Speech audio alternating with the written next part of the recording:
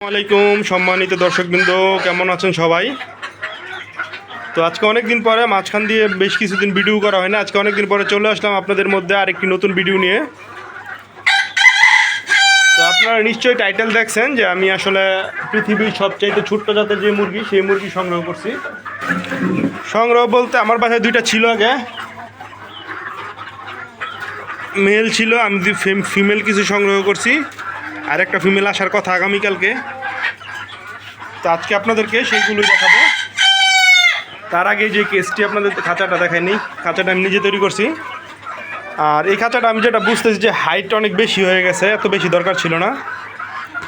তো আপাতত এটাতে থাকবে। আমার বাসায় আরও অনেকগুলো শৌখিন মুরগি সংগ্রহ করছি, আমি ছোট্ট জাতের শৌখিন মুরগি সংগ্রহ করতেছি।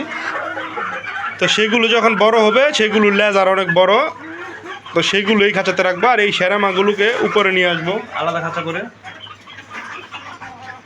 তো চলেন আপনাদেরকে মুরগিগুলো দেখাই। আর এই খাঁচাটা আমি সম্পূর্ণ ঘরোয়াভাবে বানাইছি বাসায়।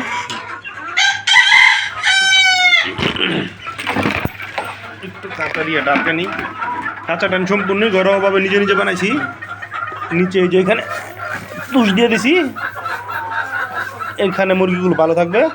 আর খাবারের ব্যবস্থাটা করছি বাহিরে, যেহেতু মুরগিগুলো ভিতরে থাকবে, যার ভিতরে দিলে ময়লা হয়ে যাওয়ার সম্ভাবনা আছে।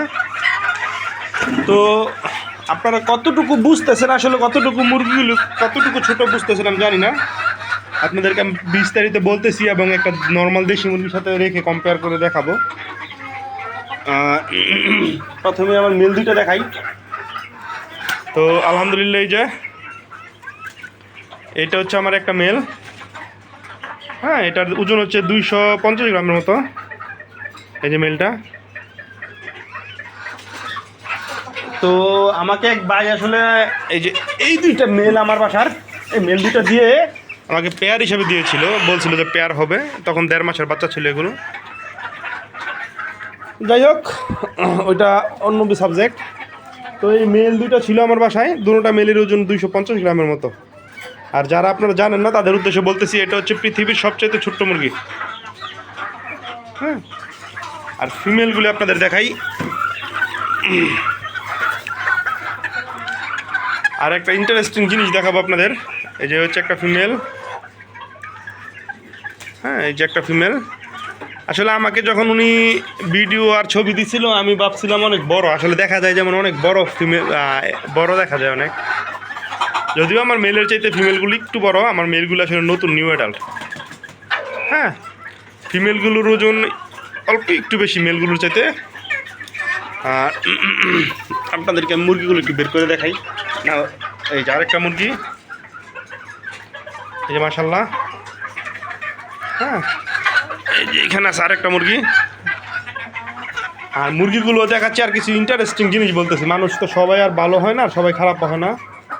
তো আমাকে যে বাই ফিমেলগুলো দিছে, সেটা আমি একটা খুব ইন্টারেস্টিং একটা জিনিস বলি। আমি এখানে 3টা ফিমেল আনছি। হ্যাঁ, মজার বিষয় কি জানেন, আমি 3টা ফিমেল আনার যে দিন আনছি সকালে, আমি ওই দিন বিকালেই 3টা ফিমেল থেকে ডিম পাইছি, যেটা আশ্চর্য মনে হয়েছে আমার কাছে। ওই ভাই বলছিল যে ওনার কাছে এক্সট্রা ফিমেল পড়ে রয়েছে, ডিম দিচ্ছে। তা আমি আসলে গিয়া আমি 2টা আনার জন্য গেছিলাম, আমার পছন্দ হয়েছে 3টা নিয়ে আসছি। 4টাই পছন্দ হয়েছিল, কিন্তু আমার কাছে টাকা ছিল না, এই জন্য আমি 4টা আনি নাই। তো আমি ফিমেলগুলো নিয়ে আসছি। কারণ মজার বিষয় যেটা, যে আমি যে 3টা ফিমেল এনে 3টাই ডিম পাবো, এটা আসলে কল্পনাও করিনি। এবং সেটা যেদিন আছে সেদিনই। এই যা আলহামদুলিল্লাহ, আমার মেলগুলো নতুন, কিন্তু ওরা মুসলি করতেছে। আর আমিও ডিম রেখে দেবো, ইনকিউবেটরে বসাবো, জমা না জমা পরের বিষয়, কারণ এই ছোটো ডিম তো আর খাইয়া লাভ নেই।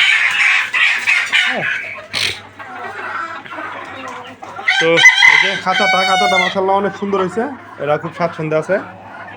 আর আমি মেলগুলো ভিতরে রেখে আপনাদের দেশি মুরগি একটা সাথে রেখে কম্পেয়ার করে দেখাবো আসলে যে ফিমেলগুলো কতটা ছোট।